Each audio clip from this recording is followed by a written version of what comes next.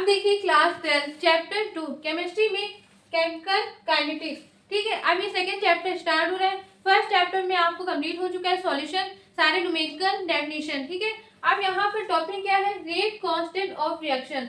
Chemical kinetics से आपके numerical बहुत आते हैं। ठीक है, अक्सर बच्चों को उसी में दिक्कत होते हैं, कोई दिक्कत नहीं, आराम से न्यूमेरिकल भी कराएंगे। सबसे पहले इसको यहाँ पर थ्योरी समझ लेते हैं। क्या बोला गया है, रेट कांस्टेंट ऑफ रिएक्शन। इसको हम दूसरे नाम से भी जानते हैं। दूसरा नाम क्या होता है, वेलोसिटी कांस्टेंट ऑफ रिएक्शन। दो नाम से आ सकते हैं। ठीक है, तो आप दोनों नाम याद रखिएगा, एक रेट कांस्टेंट ऑफ रिएक्शन या वेलोसिटी कांस्टेंट ऑफ रिएक्शन। दोनों का आंसर यहाँ मैं बताने जा रही हूँ। ठीक है, अब देखिए इसको हम कैसे करेंगे, स्टेप बाय स्टेप समझिएगा, एक बार इसको प्रैक्टिस करिएगा, आराम से आपको आ जाएगा। ठीक है, तो यहाँ पे देखिए लेट, पहले लैंग्वेज पढ़िएगा फिर समझाएंगे। D x upon d t be the rate of reaction. ठीक है, फिर and C be the concentration of reactant. मतलब यहाँ पर d x upon d t को क्या मानते हैं, रेट ऑफ रिएक्शन, और सी को क्या बोलते हैं, कंसंट्रेशन ऑफ रिएक्टेंट। ठीक है, आप शायद यहाँ पर लिख दीजिए रेस्पेक्टिवली।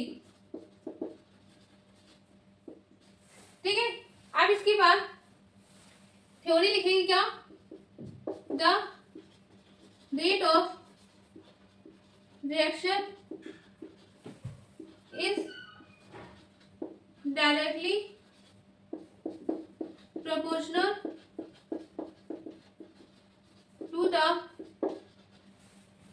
concentration of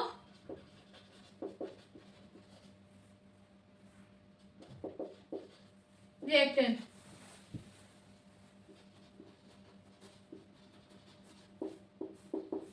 ठीक है, the rate of reaction is directly proportional to the concentration of reactant। मतलब आपको अच्छे से पता है D x upon d T, इसको क्या बोलते हैं, इज डायरेक्टली प्रोपोर्शनल टू सी के। ठीक है, ये हमने लिखा है लैंग्वेज में। अब इसके बाद आपको ध्यान समझिएगा, अगर प्रोपोर्शनल हम हटाते तो वहां पर क्या आ जाता है, कांस्टेंट टर्म आ जाता है। तो वहीं पर हमको क्या करना है, यहाँ पर अगर प्रोपोर्शनल हटाएंगे तो कांस्टेंट टर्म आ जाएगा। तो d x upon d t equal to small k. ठीक, अब यहाँ पर स्मॉल के क्या है, यहाँ पर where small k is a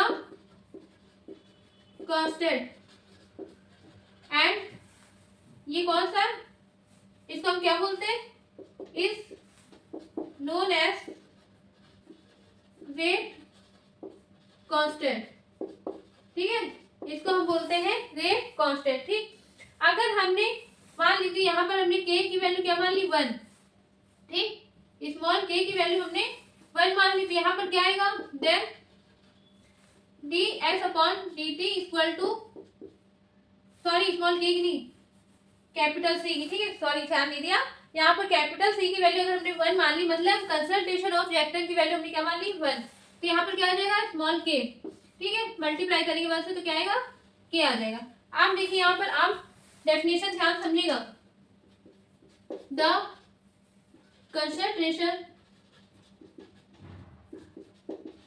of reactant is 1 unit हमने मान लिया था। फिर क्या हुआ, then the rate constant of reaction is equal to the rate of reaction.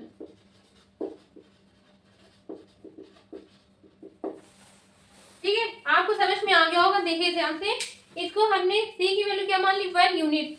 ठीक है, तब अगर यहाँ पर d x upon d t equal to क्या आ गया, के, वही हमने यहाँ पर लिखा है द कंसंट्रेशन ऑफ रिएक्टेंट। सी को हम बोलते हैं कंसंट्रेशन ऑफ रिएक्टेंट। अब वहां पर हमने क्या मान लिया था, 1 यूनिट। ठीक है, फिर क्या हुआ, then the rate constant of reaction, जो के है उसको हमें ये निकालना था, रेट कांस्टेंट ऑफ रिएक्शन की डेफिनेशन थ्योरी पूरा। ठीक है, तो यहाँ पर क्या लिखा, the rate constant of reaction is equal to the rate of reaction, इसको हमने क्या बोला है, रेट ऑफ रिएक्शन। तो ये क्या बन गई हमारी डेफिनेशन। ठीक है, अब आपको अच्छे से समझ में आ गया होगा। ये 3 नंबर का क्वेश्चन आता है, बच्चों बहुत बड़ा, मतलब कि थ्योरी बहुत लिख लेते, कुछ नहीं, जो जो पॉइंट है वो बताइए आप पेपर में स्टेप बाय स्टेप। इसको कम से कम 2 बार प्रैक्टिस करेंगे, चाहे तो एक बार, आपको आराम से आ जाएगा।